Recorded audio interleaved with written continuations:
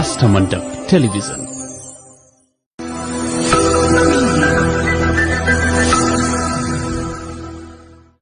नमस्कार दर्शकवृन्द, कार्यक्रम खुला विचारको यो श्रृङ्खलामा स्वागत छ। दर्शकवृन्द, यहाँहरूलाई थाहा छ, कार्यक्रम खुला विचारको हरेक अङ्कमा हामी एकजना विशिष्ट व्यक्तित्वसँग खुलेर संवाद गर्ने गर्दछौँ। यसै क्रममा आजको यस एपिसोडमा हामीले एकजना युवा नेतालाई निम्त्याएका छौँ।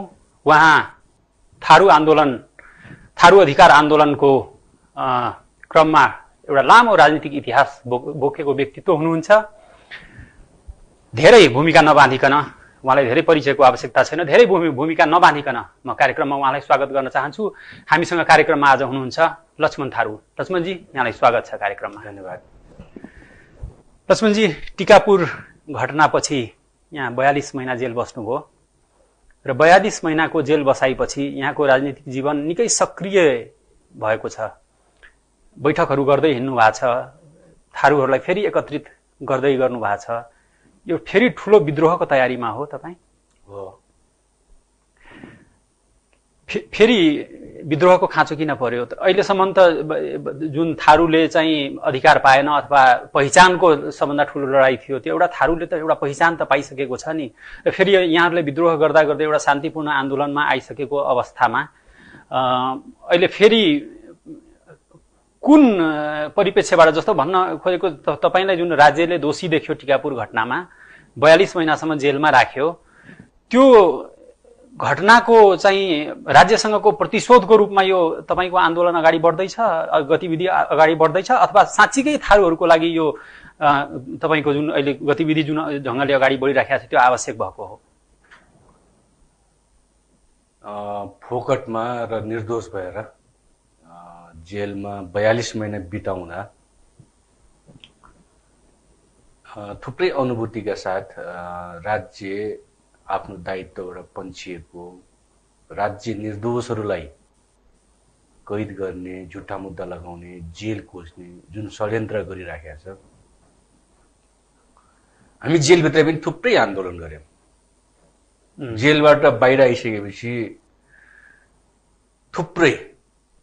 थुप्रै शासकका नाता गोता इष्टमित्र दलालहरूले हैन हामीलाई धम्की दिन्छ, चुपचाप घरमा बस्नु त फेरि जेलमा हालिदिन्छ, फेरि झुट्टा मुद्दा लगाइदिन्छ। हामी सबैले जवाब दियौं। जेलमा निर्दोष भएर जेल पर्यौं, निर्दोष मान्छेले जेलमा हाले। यो अपराध, यो अन्याय शासकहरूले किन गर्छन्? हिजो लोकतन्त्र, प्रजातन्त्र, गणतन्त्र, संघीयताको लागि लड्ने नेताहरू सत्तामा हुँदा पनि हामी थारूहरू जेलमा कोचिनु पर्ने, निर्दोष भएर जेलमा बस्नु पर्ने एउटा पीडा। जेलबाट निस्किसकेपछि थुप्रै मान्छेले हामीलाई धम्की दिए। हामीलाई के लाग्यो भने कस्तो दुनियाँ के नेपालको, त्यो सिंहदरबार र बालुवाटारको आँखा कान केही नभएको कि ती धम्की दिने व्यक्तिहरू कुनै पार्टी विशेषका थिए? हामी हाम्रो कार्यक्रम नरोकिकन जेलबाट निस्किन साथ हामीले भन्यौं हाम्रो आन्दोलन बाँकी छ, हाम्रो क्रान्ति बाँकी छ, एउटा विद्रोह बाँकी छ र राष्ट्रिय मुक्ति आन्दोलन बाँकी छ। हामी जेलबाट निस्किसकेपछि लगातार हामी 8 महिना देशभरि क्याम्पेनिङ गर्यौं। लिम्बुवानको साथीहरूसँग छलफल गर्यौं, खम्बुवानको साथीहरूसँग छलफल गर्यौं, मगरातको साथीहरूसँग छलफल गर्यौं, नेवाका गुठी अभियानका साथीहरू, खोकना आन्दोलनका साथीहरू, मगरातको साथीहरू, मधेसको साथीहरू, दलितको साथीहरू, खस क्षेत्रीका साथीहरू, थुप्रैसँग हामीले छलफल गर्यौं। अभियानकै रूपमा हामी अगाडि बढायौं र यो बीचमा आउँदाखेरि हामी 8 महिनामा करिब सबैसँगको छलफलपछि हामी के निष्कर्षमा पुग्यौं भने एउटा आन्दोलन, एउटा विद्रोह, एउटा क्रान्ति र यो राष्ट्रिय मुक्ति आन्दोलन बाँकी छ। राष्ट्रिय मुक्ति आन्दोलनको लागि हामी थारूको कुरा मात्रै उठाएनौं। हामी मगर, आदिवासी जनजाति, तामाङ, नेवार, राई, लिम्बूको कुरा मात्रै उठाएनौं, दलितको कुरा मात्रै उठाएनौं, आम नागरिकको कुरा उठायौं।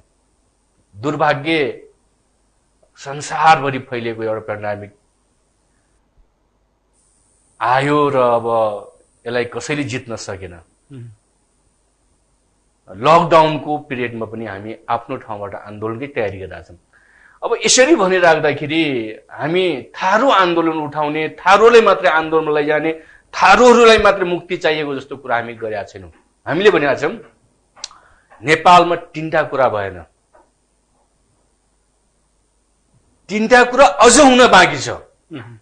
सर्वस्वीकार्य संविधान हुन सक्दैन, तर अधिकांश समुदाय, क्षेत्र, लिङ्ग, वर्गले स्वीकार्ने संविधान हुनु पर्यो। यो संविधान मुठ्ठीभरका शासकहरू जसलाई गणतन्त्र चाहिएको छैन, जसलाई संहिता चाहिएको छैन, जसलाई लोकतन्त्र चाहिएको छैन, उनीहरूले मात्रै स्वीकारेको छ यो संविधान। साँच्चै जनताले लोकतन्त्र, गणतन्त्र, प्रजातन्त्र, संघीयता, द्वन्द्व व्यवस्थापनको लागि जनताले बलिदान दिएको कुरा कुनै पनि उपलब्धि भएन। त्यसकारण पहिलो कुरा के हो भने यो आम नागरिकले स्वीकार्ने, उत्पीडित समुदाय, क्षेत्र, वर्ग, लिङ्गले स्वीकार्ने संविधान बनेन। यो संविधान साँच्चै संशोधन भएन भने के हुन्छ? विद्रोह निम्ति आउँछ, क्रान्ति निम्ति आउँछ, मुठभेड निम्ति आउँछ। एक, त्यसकारण यो संशोधन नगर्दासम्म हामी जलाउँछौँ। यो संशोधनमा थारूहरूको आवाज, आदिवासीहरूको आवाज, दलित, मुस्लिम, मधेसीहरूको आवाज, खस क्षेत्रहरूको आवाजलाई सम्बोधन गरिएन, संशोधन गरिएन भने यो हामी जलाउँदै गर्छौँ। भनेपछि अब तपाईँले जुन आन्दोलनको तयारी गर्दै हुनुहुन्छ त्यो संविधान संशोधनको लागि केन्द्रित हो। एक। सेकेन्ड कुरा हामीले पहिलेदेखि भन्दै आएका छौँ, नेपालको राजनीति सबै चिज परिवर्तन भयो, सत्ता नै परिवर्तन भयो। त्यसपछि 7 चोटि संविधान लेखियो। पञ्चहरूको ठाउँमा बहुदलवादीहरू आए, बहुदलको ठाउँमा गणतन्त्र, लोकतन्त्र, संहितावादीहरू आए। सामान्य जनआन्दोलनको ठाउँमा जनयुद्धै भयो, भीषण आन्दोलन भयो। त्यसकारण हामी दोस्रो कुरा भनेका छौँ नेपालको द्वन्द्व व्यवस्थापन। नेपालको द्वन्द्व व्यवस्थापन संविधान लेखिँदै गर्दा आवश्यकता थियो, अहिले पनि छ। तर द्वन्द्व व्यवस्थापन गर्न शान्ति प्रक्रियाको पुरा कामहरू, मैले त्यो जोड्न खोजेको कहाँ भने हिजो जनयुद्धमा, जनआन्दोलनमा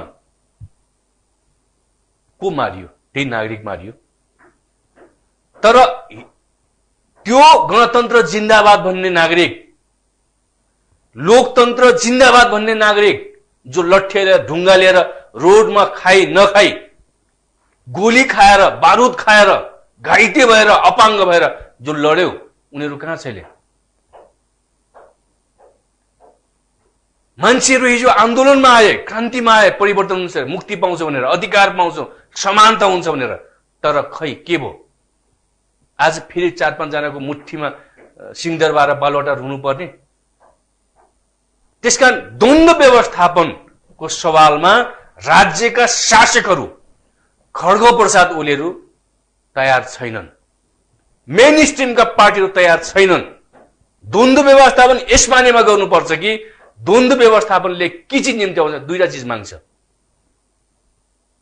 एउटा शिक्षा, स्वास्थ्य, रोजगार, जनताको आधारभूत आवश्यकतालाई पूरा गर्ने। दोस्रो कुरा नेपालको विकासलाई, नेपालको विकास प्रक्रियालाई मा भ्रष्टाचार सबभन्दा ठूलो बाधक हो। भ्रष्टाचारी, कमिसनखोर, तस्कर, दलाल, बेकुबहरू जसले महाकाली बेच्छ, घरि टनकपुर बेच्छ, घरि गण्डक बेच्छ, घरि कोशी बेच्छ, घरि जंगल बेच्छ, बेचेर खान्छ। त्यस्ता भ्रष्टाचारी अपराधीहरूको कारण द्वन्द्व व्यवस्थापन भइरहेका छन्। ती मान्छेहरू आज हिजो पञ्चायतमा पनि ती सिंहदरबार बालुवाटा थिए। आज गणतन्त्र संहिता आइसक्दा पनि उनीहरू त्यही छन्। त्यसको नायक नै खड्ग प्रसाद ओली हो। दोस्रो कुरा, यो समाधान हुनुपर्छ। द्वन्द्व व्यवस्थापनलाई असाध्यै सिरियस रूपमा, असाध्यै मर्मबोधका साथ त्यसो गर्दाखेरि अधिकारको लागि, समानताको लागि, न्यायका लागि आवाज उठाउँदा रेशम चौधरी निर्वाचित सांसदहरू जेल हुनुपर्ने, छानी छानी थारूको घरमा आगो लाग्नु पर्ने, छानी छानी थारूको पसल त्यो रेशम चौधरी थारू भएको कारणले उसको एफएम जल्नु पर्ने, उसको रिसोर्ट जल्नु पर्ने, थारू भएको कारण निडु ट्रेडर्सको लाखौं करोडौं सम्पत्ति लुटिनु पर्ने। खै द्वन्द व्यवस्थापन। नम्बर 3 मलाई के लाग्दैन भने हामीले धेरै चीज परिवर्तन गर्यौं, जेनेरेसन परिवर्तन गर्यौं, राजनीतिक माहौल परिवर्तन गर्यौं, पञ्चायतको ठाउँमा प्रजातन्त्र आयो, प्रजातन्त्र ठाउँमा गणतन्त्र आयो, आज संहिता सहितको समृद्धि खोज्दैछौँ हामी। यसो गर्दाखेरि तेस्रो कुरा के हो त, नेपालको त्यो बालुवाटार र सिंहदरबार बस्ने शासकहरू कुर्सी नपाउँदासम्म, सत्ताको हालिमुहाली लुट गर्न नपाउँदासम्म क्रान्तिको कुरा गर्छन्, आन्दोलनको कुरा गर्छन् र हामी यस्ता नागरिकलाई शहीद बनाउँछन्, शहीदको खेती गर्छन्। यही खड्गप्रसाद हो शहीदको खेती गर्ने मान्छे, उही प्रचण्ड हुन्। तर आज उनीहरू त्यो सत्ताको बागडोरमा यति बलियो सत्तामा गइसकेपछि एउटा एकदम प्रष्ट के भन्न सकिन्छ भने मानसिकता चेन्ज भएन। हामीले नागरिकको लागि गर्ने हो, बेरोजगार युवाको लागि गर्ने हो, हामी गरिब जनताको लागि गर्ने हो, शिक्षा स्वास्थ्य रोजगारी जनताको लागि ग्यारेन्टी गर्ने हो।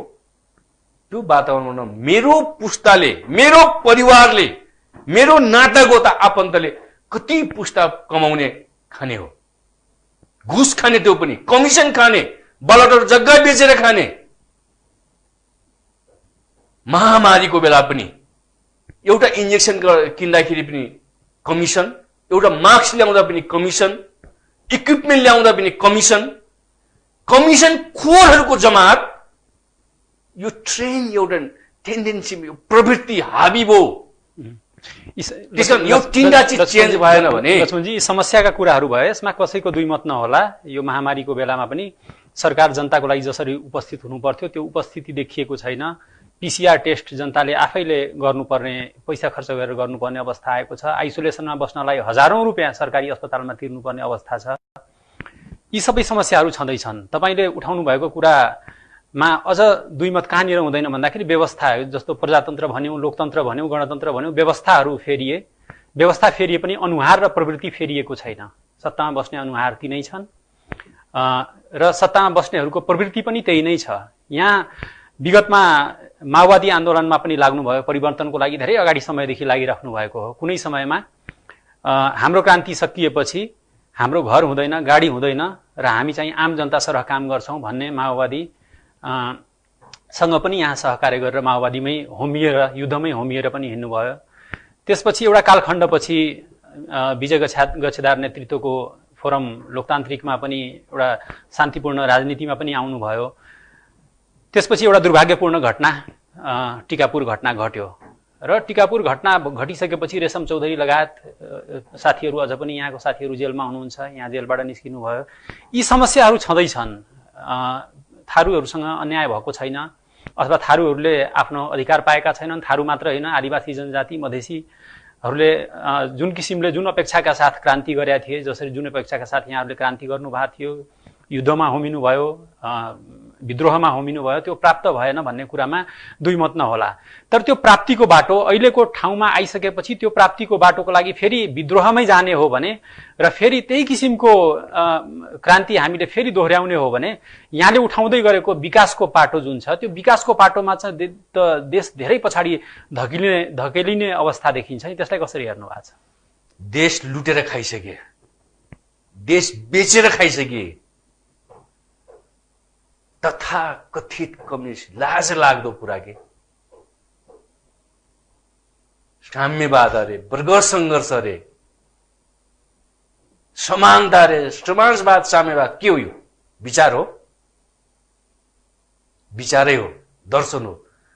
यसैको लागि जनतालाई बलिदानमा चढाए। तर त्यो अनुरूपको व्यवहार देखियो। लडाई गर्दाखेरि निरङ्कुशतासँग बेइमानहरूसँग कम्युनिस्ट पार्टी भन्ने सत्तामा गइसकेपछि संसारको धनाढ्यहरूमा धनाढ्य हुने करोडपति अरबपति नेताहरू जनताको जीवनशैली कहाँ छ? त्यसकारण मलाई के लाग्छ भने तथाकथित कम्युनिस्टहरू, चाहे त्यो हिजोको एमाले होस्, चाहे त्यो अस्तिको भर्खरैको माओवादी होस्, अहिलेको नेकपा, यिनीहरूको अन्त, यिनीहरूको पतन अवश्य छ। त्यो क्रान्तिले गर्छ, त्यो विद्रोहले गर्छ, त्यो राष्ट्रिय मुक्ति आन्दोलन गर्छ। माओवादी जनयुद्ध सुरु हुँदाखेरि 4 जनाको क्रान्ति कति के मार्लन,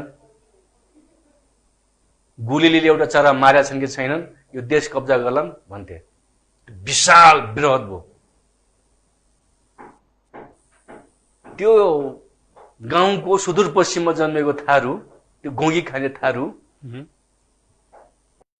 काठमाडौँमा आएर ठुलो कुरा गर्छ, आन्दोलनको कुरा गर्छ। यिनको बाउको देश हो, यिनको बाउले बजाइदिएको देश हो। त्यसकारण मलाई के लाग्छ भने क्रान्तिको कुरा गर्दै, विद्रोहको कुरा गर्दाखेरि, राष्ट्रिय मुक्ति आन्दोलनको कुरा गर्दाखेरि आन्दोलन सधैँभरि रोडमा रहँदैन। आन्दोलन, विद्रोह, क्रान्ति कहिलेकाहीँ रोडमा हुन्छ, कहिलेकाहीँ जंगलमा हुन्छ, कहिलेकाहीँ सदनमा हुन्छ। त्यो आजको जमानामा तपाईँ हिजोको जस्तो क्रान्ति भूमिगत भएर लुकेर गुरिल्ला वार गरेर कसैलाई 2-4 बुलेट हानेर 2-4 बम ब्लास्ट गरेर 2-4 हप्ता तपाईको रोडहरू चक्का जाम, बजार बन्द गरेर अबको क्रान्ति सम्भव छैन। अबको विद्रोह, अब लक्ष्मण थारूले गर्ने विद्रोह कस्तो विद्रोह हुन्छ? त्यो संसदमा कुनै गरी विद्रोह हुन्छ कि सडकमा? हामी दुईटा कुरा गरेका छौं। हामी लकडाउनमा पनि हेर्यौं, कतिखेर को मारिने हो, कसलाई कोभिड लाग्ने हो, को संक्रमित हुने हो, केही ठेगान थिएन। तर जब संकटको बेला पनि, लकडाउनको बेला पनि एकअर्काको घरै जान अप्ठ्यारो थियो, धारा पथेर जाने गाह्रो थियो, गाई बस्तुलाई तपाईको घाँसपात ल्याउन गाह्रो थियो। तर जनता रोडमा आएर, काठमाडौँको देशभरिको युवाहरू रोडमा आए।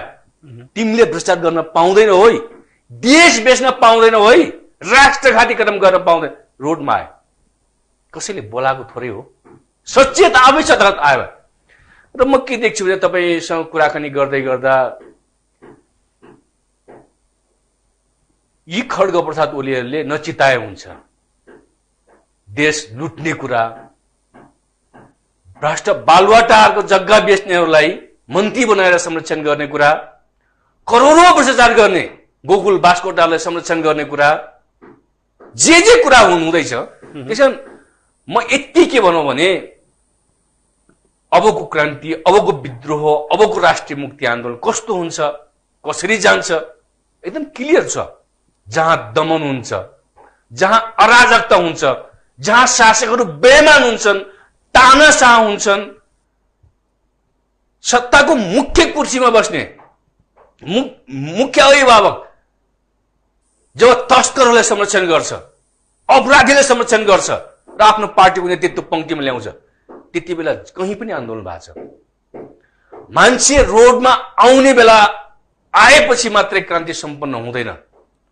सन् 1905 मा रस्सामा 10 लाख मान्छे विद्रोहमा रोडमा आए, हजारौं मारिए, महिनौं मान्छेहरू रोडमा सुते, महिनौं बजारहरू बन्द भयो, राजधानी बन्द भयो। तर त्यो क्रान्ति सफल भएन। लाखौं मान्छे, 10 लाख मान्छे रोडमा आउँदा पनि त्यो क्रान्ति सम्पन्न भएन। हामी अरु हेर्छौं, साउथ अफ्रिकाको कुरा हेर्छौं हामी। साउथ अफ्रिकामा नेल्सन मण्डेलाले क्रान्ति पूरा गर्ला, त्यो साम्राज्यवादी जो औपनिवेशिकता थियो त्यहाँ, उनीहरूले त्यहाँ लखेट्ला न उनीहरू स्वतन्त्र होलान्, कसैले कल्पना गरेका थिएन। भयो, उनको बलिदानले भयो, नेतृत्वको टिमले गर्यो, नेतृत्व निस्वार्थी भयो।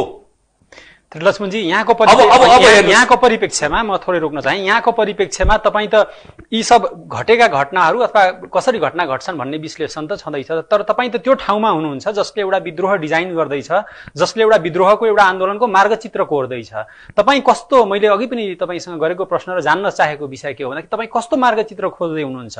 अर्थात् हिजो जसरी एउटा माओवादी जनयुद्धमा अथवा माओवादी विद्रोहमा हजारौं मान्छे मारिए, पछि यहाँहरूको आन्दोलनको क्रममा पनि टिकापुर घटना घट्यो, एउटा दुःखद घटना घट्यो, त्यहाँ पनि ठुलो क्षति भयो भन्दाखेरि अब तपाईँहरूले गर्ने विद्रोह, अब थारूहरूले गर्ने विद्रोह, विशेष गरी म लक्ष्मण थारूले नेतृत्व गर्दै गरेको चाहिँ जुन अब भावी आन्दोलन जुन तपाईँ मार्गचित्र कोर्दै हुनुहुन्छ, त्यो आन्दोलनले फेरि त्यही किसिमको क्षति नपुर्याओस् र देशको राष्ट्रको विकास मा चाहिँ पनि बाधा नपुगोस् भन्ने कुरामा कतिको सचेत हुनुहुन्छ? कस्तो मार्गचित्र कोर्दै हुनुहुन्छ त्यो बताइदिनुहोस्। म अलिकति पुरा गरिहालौँ।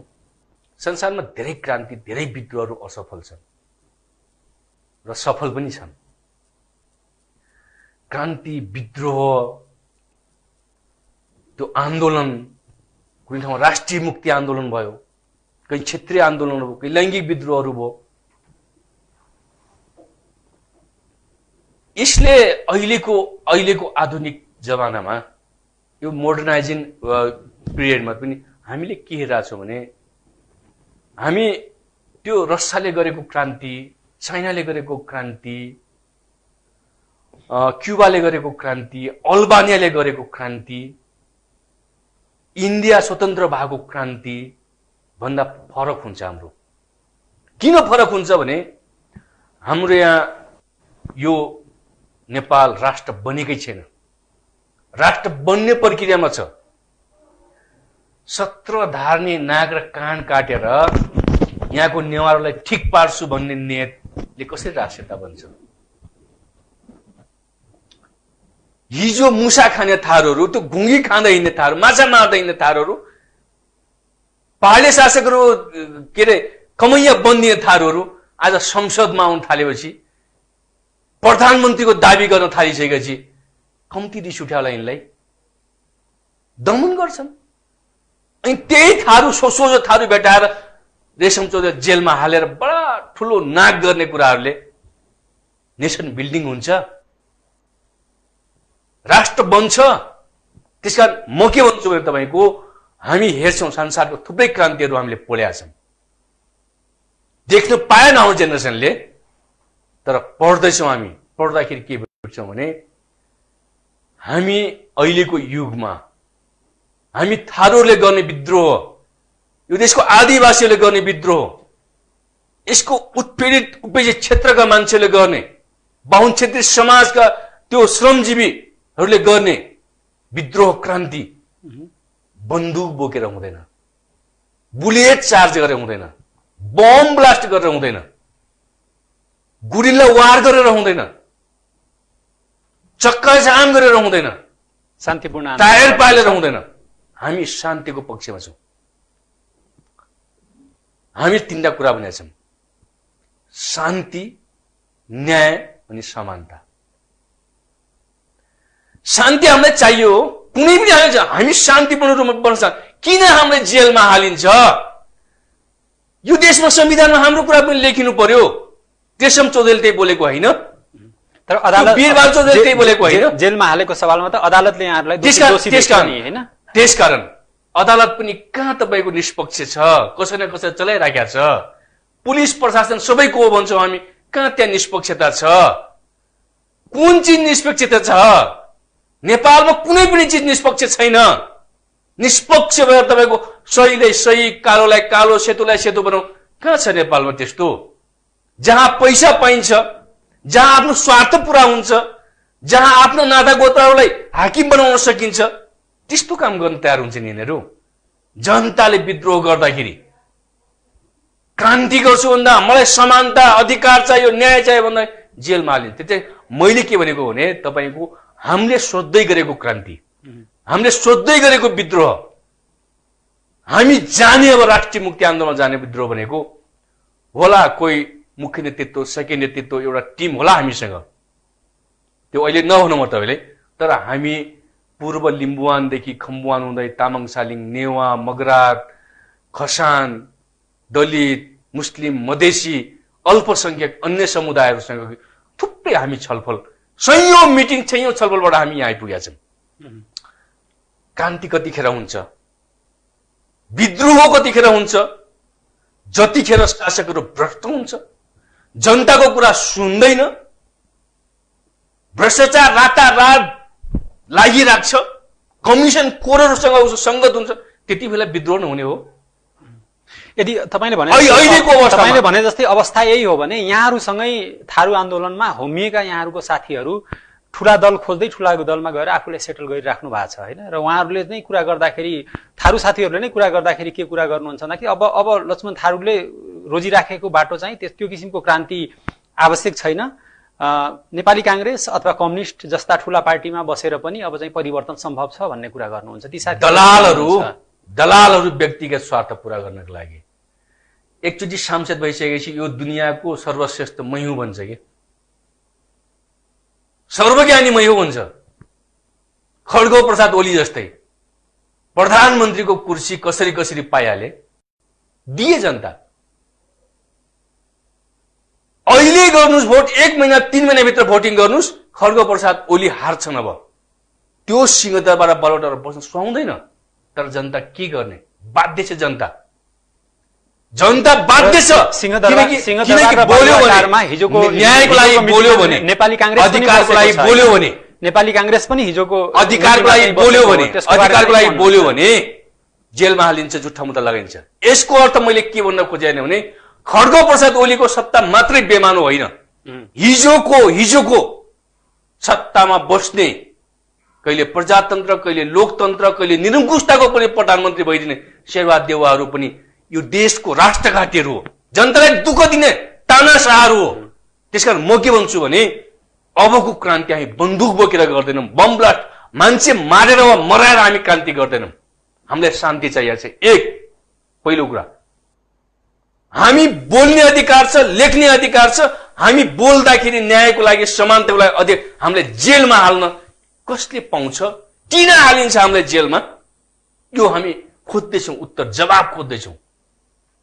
नम्बर 2, जनता भोट दिन्छ, जिताउँछ,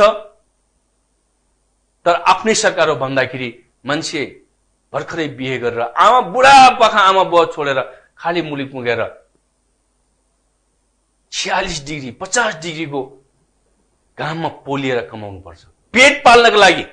यसो हुँदाखेरि मलाई के लाग्छ भने तपाईले सोधेको कुरा, निकास कांग्रेसभित्र प्रवेश गर्ने, खड्ग प्रसाद ओलीको त्यो तथाकथित घिनलाग्दो कम्युनिस्ट पार्टीमा गएर सांसद पाइन्छ कि मन्त्री पाइन्छ, यो बार्गेनिङबाट हामी मुक्ति पाउँदैन।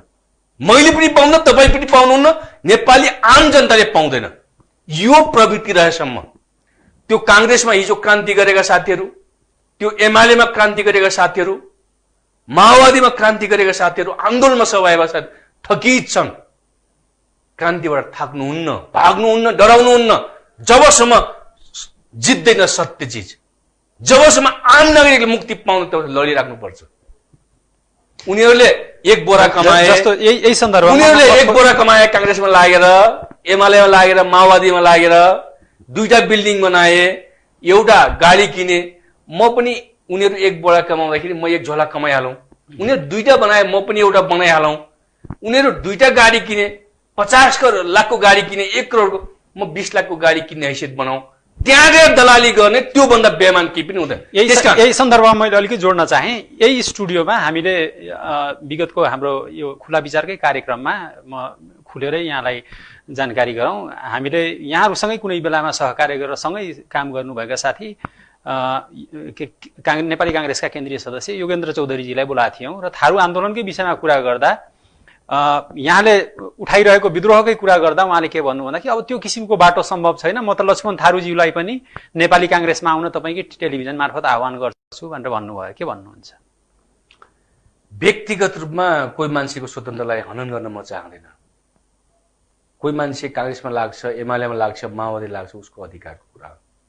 म एक्लै भए पनि क्रान्तिको लागि, न्यायको लागि, शान्तिको लागि समानताको लागि लडिराख्नु मान्छे। तर यो त्यसकारण व्यक्तिगत भन्दा मैले मेरो यो चासो चाहिँ कहाँनिर थियो भन्दाखेरि यहाँहरूसँगै हिँडेका साथीहरू जो चाहिँ कोही नेपाली काङ्ग्रेसमा अथवा कोही चाहिँ कम्युनिस्ट पार्टीमा जानुभयो अथवा केही चाहिँ यहाँले नै अहिले चर्चा गर्नुभयो यो क्रान्तिबाट चाहिँ हारेर थाकेर पछाडि हट्नु भएको छ भनेर यो तपाईँको अभियानलाई भनौँ न अथवा थारू मुक्ति आन्दोलनको अभियानलाई छोडेर पछाडि हट्ने साथीहरू चाहिँ किन हट्नु भएको छ अथवा उहाँहरूलाई मूलधारमा ल्याउनलाई विद्रोहमै ल्याउनलाई तपाईँले गृह कार्य त पक्कै गरिराख्नु भएकै छ के पाउनु भएको छ किन साथीहरू पछाडि हटे म सम्झिन्छु त्यो टिकापुर घटनाले जस्तो एउटा दुर्घटना निम्त्यायो नि त्यो दुर्घटनाबाट आतंकित भएर साथीहरू पछाडि हटेका हुन् त्यो वा सत्तामा रहने नेपाली काङ्ग्रेस अथवा कम्युनिस्ट जस्ता पार्टीहरूको लोभ लालचमा फसेर साथीहरू बिस्तारै 12 वर्षको जनयुद्ध गर्दाखेरि म सम्झिन्छु त्यो जनार्दन शर्मा प्रभाकर भन्ने मान्छेलाई नन्दकिशोर पुन त्यो पासाङलाई उपराष्ट्रपति बनिराखेका छन् अनन्त भन्ने त्यो अहिले पनि मन्त्री छन् वर्षमान पुन यी सबै मेरा साथीहरू हुन् महेन्द्र साई 6 नम्बर प्रदेशको मुख्यमन्त्री हामी एउटै ओछ्यानमा एउटै कार्यक्रममा सँगै धेरै वर्ष हिँड्यौं बन्दुक बोकेरै किन थाके किन गए पीस प्रोसेस सुरु भइसकेपछि दोस्रो संविधान सभाभन्दा अगाडि जब बादलहरू प्रचण्डसँग अलगिए अहिलेको गृहमन्त्रीले मलाई के भन्नुभयो भने भाइ अब यो प्रचण्ड जस्तो कपटी बेकु बेमानी भ्रष्टाचारीसँग बस्न सकिँदैन ज्यान जोगाउनको लागि पेट पाल्नको लागि गृहमन्त्री भएको होइन कायरहरू दलालहरू त्यो टिकापुरको घटना मभन्दा नजिकबाट मलाई थाहा छ अहिलेको गृहमन्त्रीलाई के खान बस्या कमिसन खान बस्या होइन गृहमन्त्री यो नियतका साथीहरू थुप्रै छन् संख्यामा थोरै छन् होइन 3 करोड जनसङ्ख्या भएको देशमा 1 करोड त नेपाली करिब करिब विदेशमै छ 2 करोडमा कति जान्छ मान्छेहरू 10 लाख 20 लाख उत्रिन्छ होला आन्दोलनमा 75 वटा जिल्ला छ 75 वटा जिल्लामा एउटा जिल्लामा 20,000 मान्छे उत्रियो भने एकदम ठुलो विद्रोह हुन्छ त्यसकारण म के भन्छु भने तपाईको बुवाले के यस्तो हुँदैछ भने एउटा छोरा इन्जिनियर एउटा डाक्टर बन्योस् एउटा राम्रै पनि हाकिम बन्योस् मन्त्रालयको सचिव बन्योस् तर सबै इच्छा त पूरा भएन नि तर तपाईहरु जे हुनुहुन्छ त्यसमा बुवा सन्तुष्ट हुनुहुन्छ किनकि चोरी त गरेका छैन अर्कोको लुटेर त खा छैन नि साँझ बिहान थुइए तेरो छोरा त सुन्न परेको छैन नि तर हामी नेपाली कस्तो भयौं भने ओ बाप रे बाप यति ठुलो क्रान्ति गर्यौं यति ठुलो विद्रोह गर्यौं यति धेरै बलिदान गर्यौं मुर्गा खाँदै भाले खाँदै तपाईको खसी खाँदै बोतलको बियर तान्दै चुनावमा भोट पनि दिए तर त्यही प्रधानमन्त्रीले के भन्छ तेरोमा उपचार गर्न सक्दैन तेरो जिम्मा लिन सक्दैन तर तेरो लाज चाहिँ गर्न सक्छु किनकि तेरो लाज गर्ने भने म अन्तर्राष्ट्रिय रूपमा पुरस्कृत हुन्छु म अनुदान पाउँछु ऋण पाउँछु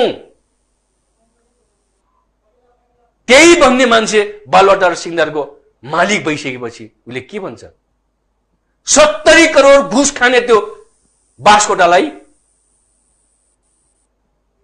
25 जना मन्त्रीमा 24 जना एकातिर त्यो बासकोटालाई राख्दाखेरि पनि उही पल्ला भारी हुन्छ रे के हो नीत के हो त्यसकारण मलाई लागेको कुरा के हो भने ठीक छ केही साथीहरू कांग्रेसमा जालान् एमालेमा जालान् माओवादीमा जालान् दलाली गर्लान् कोही राम्रै काम पनि गर्लान् कांग्रेसमा जम्मै मान्छे नराम्रो छन् भन्ने होइन नि त कांग्रेसमा पनि थुप्रै मान्छेहरू निस्वार्थी छ कम स्वार्थ भएको छ नेकपाभित्र पनि छ तर के गर्ने निरीह प्राणी भएर बसिरहेका साथीहरू त्यसैले मलाई के लाग्छ भने बोलबाला चाहिँ भ्रष्टहरूकै बोलबाला भयो भन्ने यहाँहरुको त्यो त आम नागरिकलाई थाहा भएको कुरा हो त्यसैले मलाई के लाग्छ भने अबको हामीले गर्दै गरेको क्रान्ति विद्रोह राष्ट्रिय मुक्ति आन्दोलनको तयारी भनेको हामी एक्लै जाने छैनौँ, हामी एक्लै हुने छैनौँ र हामी एक्लै भन्दै छैनौँ। यो कुरा लिम्बुवानले पनि भन्दैछ, मगरातले पनि भन्दैछ, तामाङ सालिङले पनि भन्दैछ, नेवारले पनि भन्दैछ, मधेस, दलित, मुस्लिम, त्यो खसान, अल्पसंख्यक अन्य समुदायले पनि भनिरहेका छ। भएन है यो। फेरि परिवर्तन गर्ने बेला भयो, फेरि विद्रोहमा उत्रिनु पर्ने बेला भयो। गल हत्याउँछन् यस्ता शासकहरूलाई। तपाईँ देख्नुभयो नि। मधेस भन्नाले मधेसको आम जनताको कुरा गर्दै हुनुहुन्छ अथवा मधेसमा जुन एउटा भनौँ न वैकल्पिक शक्तिको रूपमा आफूलाई उभ्याएको छ जनता समाजवादी पार्टी, जनता समाजवादी पार्टीसँग पनि तपाईँहरूको विद्रोहमा अथवा अब हुने आन्दोलनमा कुनै किसिमको सहकार्य रहन्छ? त्यो किसिमको गृह कार्य गर्नु भएको छ यहाँले? जनता समाजवादी पार्टीको नेताहरूसँगको सामान्य छलफल हाम्रो भइरहेको छ र हामीले भने पनि छौँ। उहाँहरूकै पार्टीको निर्वाचित सांसद पनि हो माननीय रेशम चौधरी। मधेसी पार्टीमा लागेकै कारण मधेसी र थारूको आन्दोलन आदिवासी जनजातिको संयुक्त आन्दोलन सँगै लैजानुपर्छ भनेकै कारण रेशमको रिसोर्ट जल्यो, एफएम जल्यो, प्रवासमा बस्नु पर्यो, आज जेलमा बाध्य भएर बस्नुपर्ने भएको छ। त्यसकारण हामी सबैसँग छलफल गर्दैछौँ। यो क्रममा हामी जसपाका केही नेताहरू हामी छलफल गरेका छौँ र हामीले के भनिन्छ भने सडक र सदनको आन्दोलन बिना सम्भव छैन। सडकको आन्दोलनले मात्रै पनि सम्भव छैन, सदनको आन्दोलनले मात्रै पनि सम्भव छैन। यसको अर्थ के हो? मैले अघि सुरुमा तपाईँले भने संविधानको कतिपय हाम्रा नागरिक विरुद्धको धाराहरू, उपधाराहरू, जस्तै धारा 274, अनुसूचित 4 र अन्य पनि छन् लगायतको धारा उपधारा र अनुसूचीहरू संशोधन गर्न के गाह्रो? खड्ग प्रसाद ओलीलाई के गाह्रो भयो संविधान संशोधन गर्न सक्छ, तर किन गर्दैन? किन चाहियो उसलाई मुक्ति थारूको? जसपाले संविधान संशोधनको लागि उठाउने आन्दोलनमा तपाईँहरूको समर्थन रहने र तपाईँहरूले अधिकारको लागि उठाउने आन्दोलनमा चाहिँ जसपाले समर्थन गर्ने हामी छलफलमा छौँ। छलफलमा इभन हामी कांग्रेसको सांसदहरूसँग छलफल छौँ। संविधान संशोधन, छुटेका विषयहरू, अहिलेको कोरोना कहरको बीचमा जनता खान नपाएर मरिरहेको छ, व्यवसायहरू कंगाल भइसक्यो, उद्योगहरू बन्द भइसक्यो। यस्तो अवस्थामा पनि चुप लागेर सायद मलाई लाग्दैन कांग्रेसको सांसदहरू पनि बस्न सक्नुहुन्छ, जसले सबैको लागि सोच्छ र कांग्रेस भित्रको सांसदहरूसँग पनि हाम्रो छलफल चलिरहेका छ। संसदभित्रको आन्दोलन, संसदभित्रको छलफल, सडकमा देखिने छलफलहरू, सडकमा आउने हजारौं लाखौं युवाहरूलाई कसरी त्यो मूलधारमा ल्याउने? सचेत युवाहरू हो, कुनै भाङ खाएर जाँड खाएर युवाहरू सडकमा आइरहेका छैन। सचेत आफ्नो देशको माया भएर, नागरिकको माया भएर भ्रष्टाचार थसी गनाउने मन नपरेर युवाहरू रोडमा आइरहेका छन्। यो बेला फेरि जे हुन्छ पार्टी फुटाएर हुन्छ कि अर्को अध्यादेश ल्याएर हुन्छ कि एक दुईजना नेतालाई फेरि जेलमा हालेर हुन्छ कि कुर्सी बचाइराख्छु भन्ने दुस्साहस जो खड्ग प्रसाद ओलीले गर्दैछन् नि, त्यसको विरुद्धमा यहाँहरूको आन्दोलन केन्द्रित छ। निरङ्कुशताको पराकाष्ठ सुरु भइसक्यो। पराकाष्ठ यो एकदमै असामान्य र असहज परिस्थिति सिर्जना खड्ग ओलीले गर्दैछन्। विद्रोहको सिर्जना, द्वन्द्वको सिर्जना, मुठभेडको सिर्जना, गृहयुद्धको सिर्जना खड्ग ओलीले गर्दैछन्। त्यो बालुवाटार र सिंहदरबारमा दलालहरूले गर्दैछन्। त्यसैले हामी शान्ति पिउने हिजो पनि हामी शान्तिपूर्ण आन्दोलन गर्यौं। 12 वर्षदेखि शान्तिपूर्ण आन्दोलनमा छौं। अहिले पनि शान्तिपूर्ण आन्दोलन, विद्रोहको कुरा हामी गर्दैछौँ। विद्रोह भन्ने बित्तिकै मान्छेको घरमा आगो लगाइदिने होइन नि त, अधिकारको लागि विद्रोह। मलाई यो संविधान ठिक छैन, म मान्दैन भन्ने पनि विद्रोह हो। त्यसकारण अब क्रान्ति विद्रोह त्यो कुनै दस्तावेजमा लेखेको, कुनै थेसिसमा लेखेको, कुनै रामायणमा गीतामा लेखेको, कुनै कुरानमा लेखेको चीज होइन। क्रान्ति जतिखेर निरङ्कुशता, शासकहरू असाध्यै जनविरोधी क्रूर शासकहरू जतिखेर त्यतिखेर विद्रोह हुन्छ। अहिलेको स्थिति, नेपालको स्थिति यो हो। चुप लागेर तपाईहरु पनि नबस्नुहोस्, हामी पनि नबसौँ, कोही पनि नबसौँ, जो जहाँ सक्छौं यो रोकिनु पर्छ, नत्र देश बर्बाद हुन्छ, देश सकिन्छ। यो देश रहन्न। महाकाली, टनकपुर, गण्डकी, कोशी त बेचेर खाइसके यिनीहरू दलालहरू। त्यसकारण यो देशलाई यदि साँच्चै बचाउने हो, यो देशको राष्ट्रियता बचाउने हो, यो देशको बहुआयामिकता, बहुजातीय सभ्यता भएको, बहुराष्ट्रिय सभ्यता भएको संस्कृति को देशलाई बचाउनु पर्छ भनेरै हामी क्रान्ति, विद्रोह र व्यवस्था परिवर्तन गर्ने।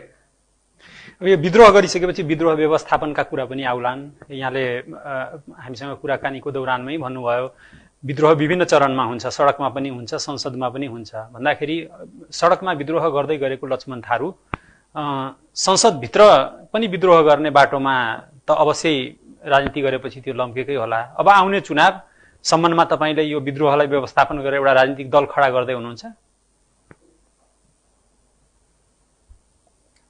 अब पार्टी नै खोलिहाल्ने, पार्टी नै बनाइहाल्ने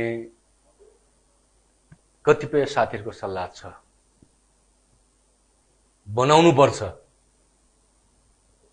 त्यो दलाल, घुसिया, कमिसनखोर, तस्करहरू, राष्ट्रघाती त्यो महाकाली, टनकपुर, गण्डक, कोशी बेच्नेहरूसँग जानुहुन्न र हामी बिस्तारै बिस्तारै अगाडि बढौँला भन्ने पनि छ।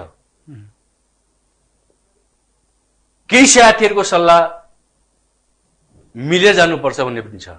केही साथीहरूको भएकै पार्टीहरू मध्ये कुनैसँग चाहिँ केही साथीहरूको भनाइ यो पनि छ संयुक्त रूपमा अहिले क्रान्ति, विद्रोह, आन्दोलन, राष्ट्रिय मुक्ति आन्दोलन भन्दा बायाँ दायाँमा के हो।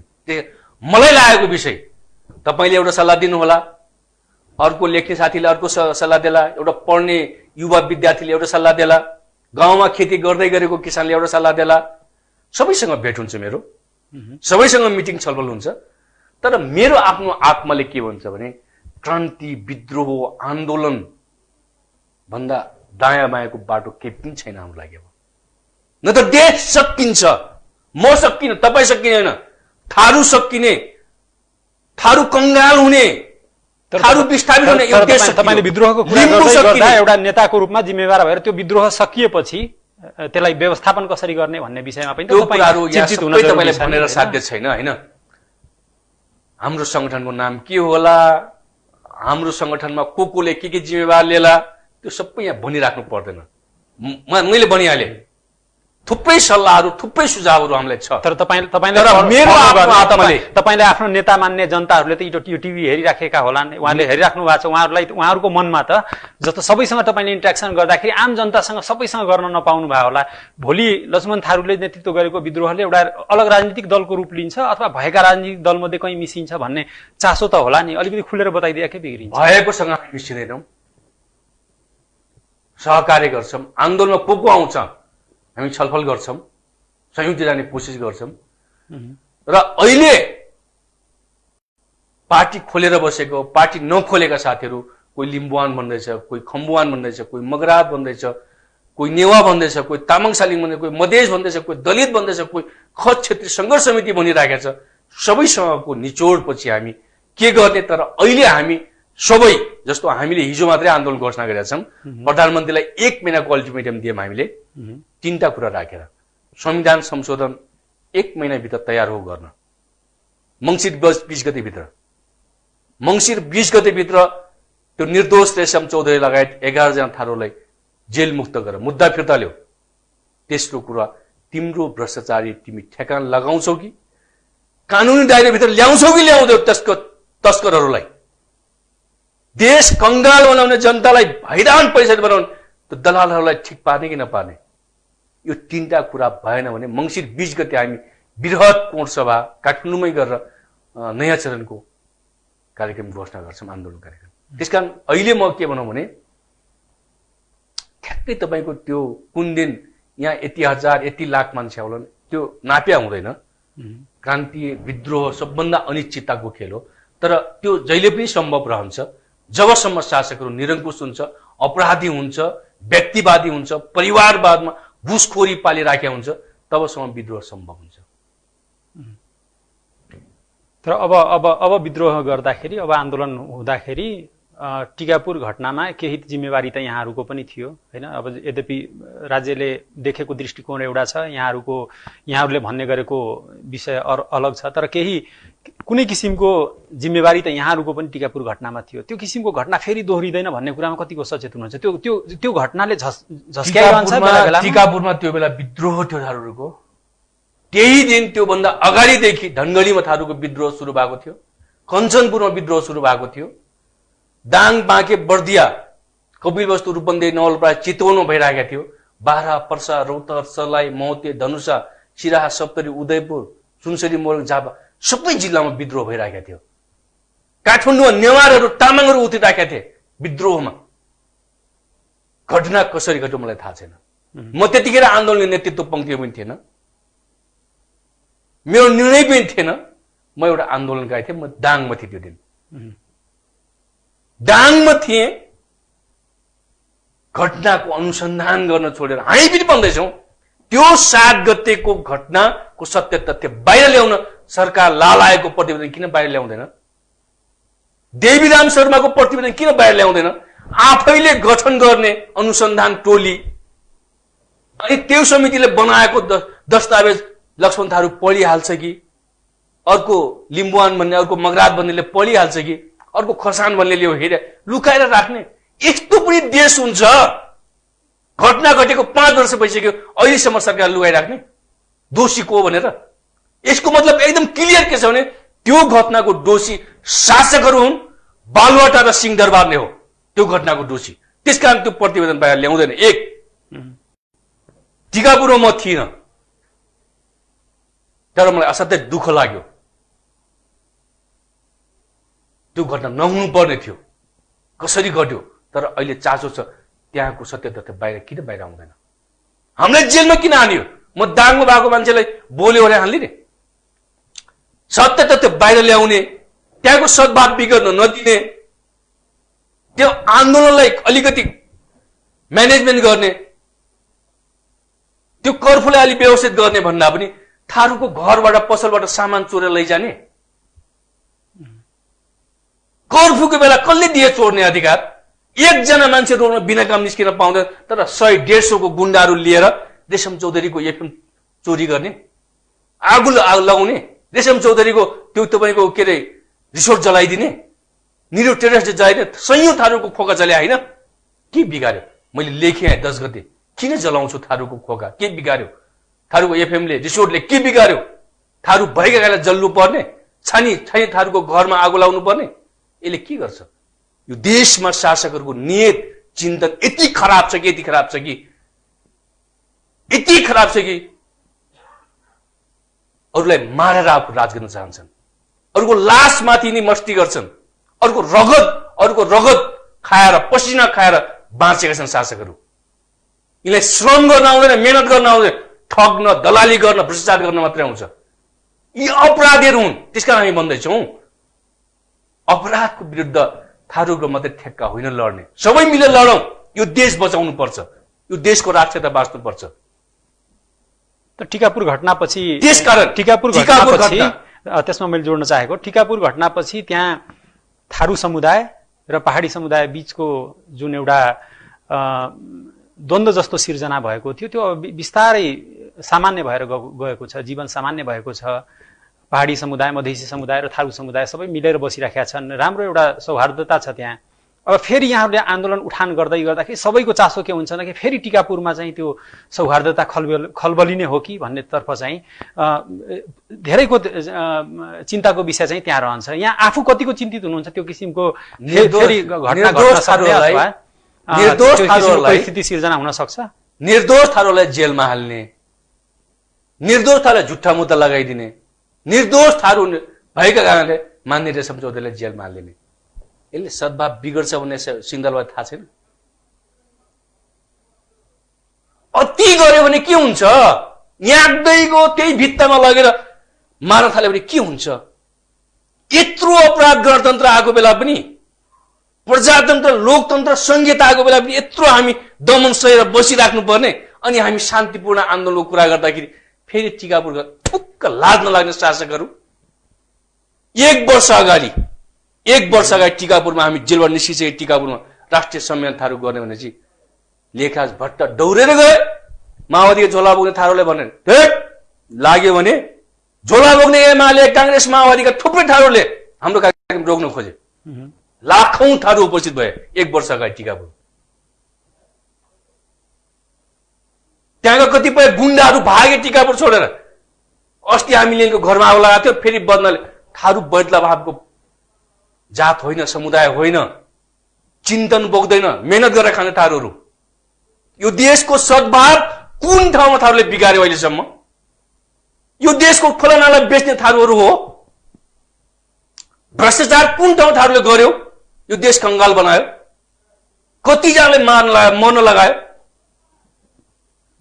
त्यसकारण मलाई के लाग्दैन, थारूहरूको कार्यक्रम हुँदैछ, फेरि सद्भाव यो कुरा मिडियाबाट भन्दै नभनौँ। मिडिया पनि बहुत खतम छ। जिम्मेवार राज्य नै हुनु पर्यो हैन? मिडियाले राज्यलाई भन्नु पर्यो, खै त्यो लालाएको प्रतिवेदन किन थारूले देखाउँदैनस्? टिकापुर घटनाको बारेमा 2-3वटा समिति बनाएको छ, त्यो समितिको प्रतिवेदन थारूले देखाऊ, मलाई देखाऊ, पत्रकारले देखाऊ, आम नागरिकले देखाऊ। को दोषी? मिडियाले भन्नु पर्दैन? अनि उल्टै एउटा थारूको कार्यक्रम 150, 200, 400, 2-4 हजार मान्छे जम्मा हुन थाले, शान्तिपूर्ण आन्दोलन गर्न थाले, कोर्ट सभा, आम सभा गर्न थाले। कोही अन्तर्क्रिया सीआईडी आएर फेरि घटना यसो नगरौँ। मिडियाले अब यसो नगर्नुहोस्, फेरि यस्तो कुरा पनि सिकाउने हामीलाई। हामीलाई थाहा छैन सद्भाव कसरी बिग्रिन्छ? राज्यले बिगार्यो, सद्भाव राज्यले बिगार्यो। जनतालाई कंगाल बनाउने राज्य, त्यही बालुवाटार र सिंहदरबार। जनतालाई आज बेरोजगार बनाउने, महामारीको बेला पनि कुनै दायित्व नलिने, सब सिंहदरबार र बालुवाटार हो।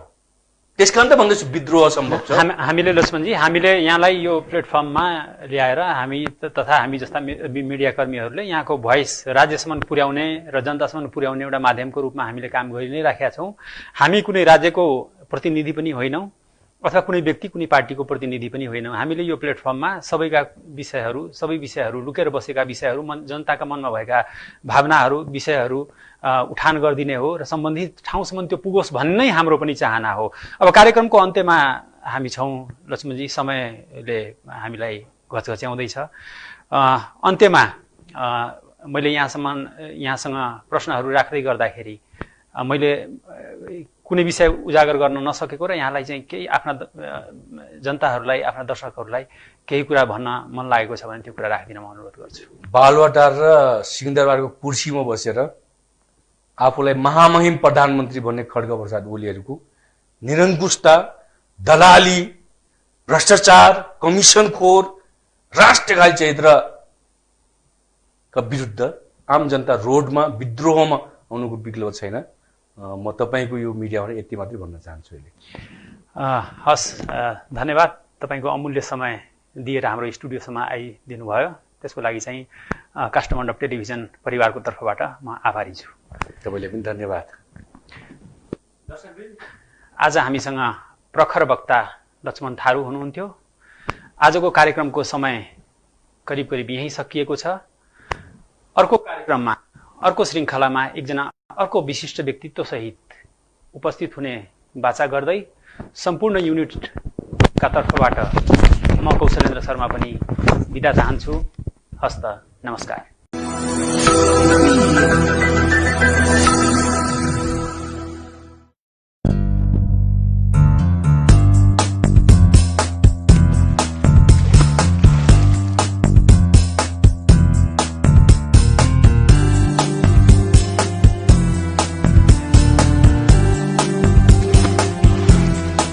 Silver Sanitary. After all, it's your image.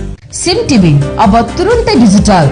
SIM TV सँग डिजिटल हुनका लागि फ्री सेटअप बक्स, 30 वटा एचडी च्यानल्स, 150 वटा एचडी च्यानल्स सहित विभिन्न राष्ट्रिय तथा अन्तर्राष्ट्रिय च्यानलहरू सफासँग हेर्नका लागि SIM TV.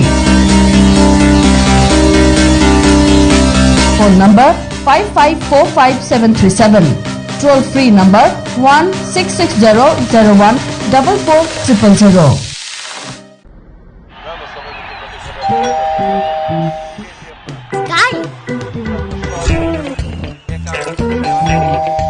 Sky!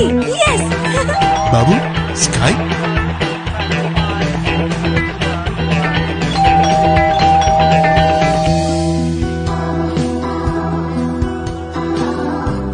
Hi, I'm your new neighbor. Wifi को पासवर्ड दिन मिल्छ? It's Sky Forever. You're so fast.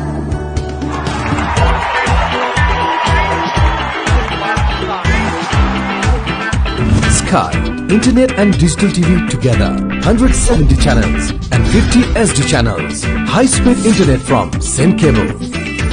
Sky, celebrate life digitally. ओइ तिमीहरु जुस खाने हो? ओइ बिस्तारै बिस्तारै फुट्ला है, त्यो ग्लास मैले बेल्जियमबाट लिएर आएको। ल ल एउटा एउटा गरेर खाऊ है साथी। यो बिस्किट त मैले युरोपबाट लिएर आएको। लास्टै गफाडी रहेछ यार, युरोपबाट ल्याए। यस्तो चीज कहाँ पाइन्छ र? खाऊ खाऊ, जिउमा नि गफ दिन्छ। टिभी हेर त, यत्रो छ। ओइ तेरो टिभी अन गर त। मेरो टिभी हेर्ने? ल थाहा छ कतिवटा एसडी च्यानल छ? 65 भन्दा बढी। डिजिटलको त कुरै नगरौँ, 215 भन्दा बढी छ। यसमा इन्टरनेट पनि छ नि? मेरोमा त यस्तो आउँदैन त। कुन टिभी हो तेरो? यो तेरो टिभी होइन, मेरो टिभी हो। मेरो टिभी को एसडी सेटअप बक्स लगाऊ, टिभीलाई डिजिटल बनाऊ, साथै इन्टरनेट सेवा र आफ्नै मनोरञ्जनात्मक च्यानल्सहरुको मज्जा लिऊ।